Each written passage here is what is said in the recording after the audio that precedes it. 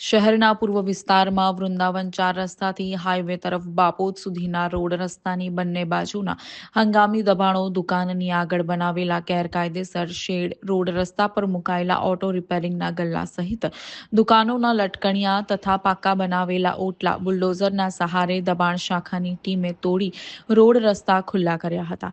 કાર્યવાહી દરમિયાન કુલ 4 ટ્રક જેટલો સામાન કબજે કરાયો હતો.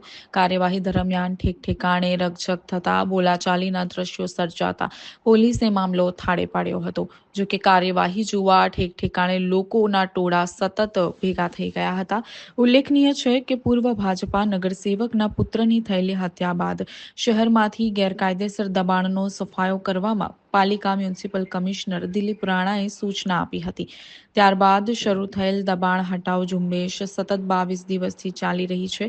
એક પણ દિવસ આ ઝુંબેશ બંધ રહી નથી. શહેરના પૂર્વ, પશ્ચિમ, ઉત્તર, દક્ષિણ ચારે બાજુએ થયેલા હંગામી દબાણનો સફાયો થતા પાલિકાની કાર્યવાહીની શહેરભરમાં સરાહના થઈ રહી છે. હંગામી દબાણો, કાચા શેડ વગેરે દૂર કરવાની કામગીરી હાલ ચાલુ છે.